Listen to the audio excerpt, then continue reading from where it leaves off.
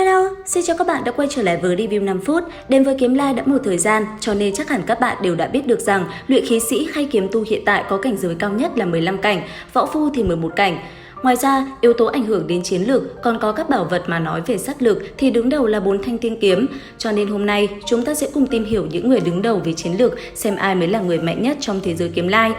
Trong video này, mình sẽ chỉ tính đến dòng thời gian của hiện tại mà không xét từ thời viễn cổ cho tới nay, bởi vì có rất nhiều nhân vật cực mạnh nhưng đã theo thời gian mà không còn dấu vết hoặc là đã chuyển thế mất rồi. Vậy, ngoài Tam Giáo Tam Tổ ra thì những cái tên nào sẽ được nhắc đến? Ngay bây giờ, hãy cùng mình tìm hiểu nhé! Đầu tiên, không thể không nhắc tới đó là Chu Mật. Cho đến thời điểm hiện tại, có thể coi đây là phản diện chính của cả bộ siêu phẩm Kiếm Lai. Kẻ này giờ đã lên thiên đỉnh cũ di chỉ, chiếm cứ lấy một nửa cái một, trở thành 15 cảnh đỉnh phong, khi còn là 14 cảnh đã thiết kế tử cục, đánh hạ Bạch Dã, một mình giao tranh với Tề Tĩnh Xuân, Thôi Sàm, Triệu Thiên Sư, Hỏa Long Chân Nhân và cả Trịnh Cư Trung, sau đó mới hợp đạo với thiên đỉnh di chỉ. Tiếp đến mỗi tòa thiên hạ lại có một vị chiến lược vô địch. Tại Hạo Nhiên Thiên Hạ là Lệ Thánh, là người chế định ra quy củ tại đây, ví dụ như tất cả các đơn vị đo lường đều do Lệ Thánh quy định. Các tồn tại cực mạnh từ viễn cổ vẫn còn sống cho tới nay, ví dụ như Lão Đại Kiếm Tiên Trần Thanh Đô, Bạch Trạch, Bích Tiêu Động Chủ đều nhắc tới Lệ Thánh là một người đọc sách biết đánh nhau nhất. Tu vi hiện tại đạt tới 14 cảnh đỉnh phong, chính vì thế mà Chu Mật đang làm mọi cách để ngăn cản Lệ Thánh hợp đạo lên 15 cảnh. Tiếp theo, tại Thanh Minh Thiên Hạ thì chắc các bạn đều biết đạo tổ có 3 đệ tử nổi tiếng là Đạo Nhất, Đạo Nhị và Lục Trầm. Đại sư huynh Đạo Nhất đang trên đường hợp đạo ba giáo nên vắng mặt tại Thanh Minh Thiên Hạ đã lâu.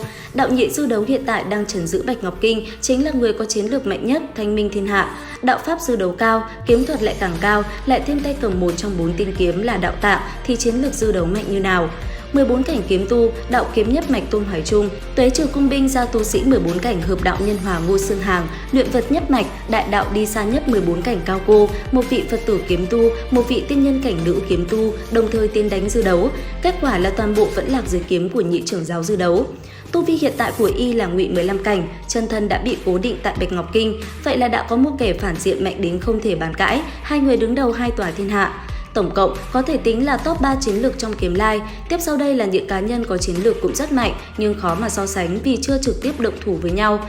Chiến lược cực mạnh thì không thể bàn cãi là binh gia sư tổ Khương Xá, 14 cảnh binh gia tu sĩ, 11 cảnh thuần túy võ phu, thời kỳ đỉnh cao có thể đánh solo với bất cứ ai trong Tam Giáo tổ sư mà không bị đi bán muối. Đến sau khi bị chung chém cả vạn năm mới lần nữa xuất hiện. Khi này, âm thần của hắn là võ phu nửa bước 11 cảnh Tạ Thạch Cơ đã có ý thức riêng nên không quy vị, chân thân thì đang ở man hoang thiên hạ, tìm kẻ thù đã hạ sát con gái.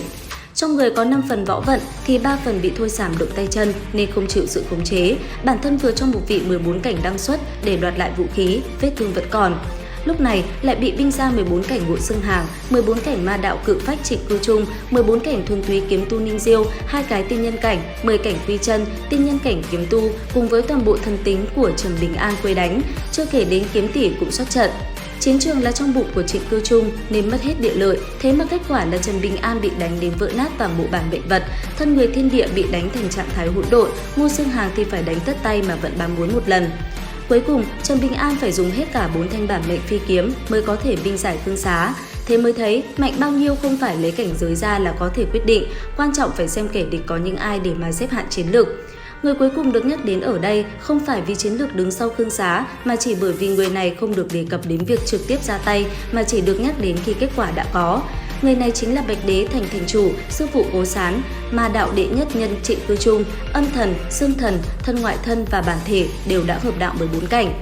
Kẻ này cực kỳ giỏi trong việc thay đổi ký ức, đạo tâm, tâm cảnh của người khác. Điều này đáng sợ tới mức Trần Bình An có thể tưởng tượng đối đầu với bất cứ ai, chỉ riêng Trịnh Cư Trung là hắn không dám tưởng tượng đến. Ngay trên kia, các bạn đã thấy Khương Xá mạnh như thế nào rồi đúng không? Nhưng khi Khương Xá hỏi Trịnh Cư Trung là nếu như chỉ có hai ta đối đầu thì kết quả sẽ ra sao? Trịnh Cư Trung đã không ngại mà trả lời, người mất ta sống nhưng mà cái giá phải trả cực lớn. Dĩ nhiên, đây không phải nói đùa và Khương Xá hoàn toàn tin vào điều đó. Như vậy, trên đây là top 5 người thể hiện ra chiến lược mạnh nhất tính tới thời điểm hiện tại trong Kiếm Lai. Sẽ có không ít người hỏi vậy Tề Tĩnh Xuân đâu? Hợp đạo ba giáo giáo lý 14 cảnh, Bích Tiêu Động Chủ có thể đã 15 cảnh, Bạch Dạ Thơ vô địch 14 cảnh hợp đạo Nhân Hòa, A Lương 14 cảnh kiếm tu, Ninh Diêu 14 cảnh kiếm tu và nhiều nhân vật khác nữa, sao không đứng top 5 này? Vẫn là phải xem đối thủ trong các trận chiến mà các nhân vật này đã trải qua mới có sự so sánh đúng không nào? Trên đây chỉ là quan điểm cá nhân mình, còn các bạn thì sao? Comment ý kiến dưới phần bình luận cho mình biết với nhé! Video đến đây là hết, xin chào và hẹn gặp lại các bạn!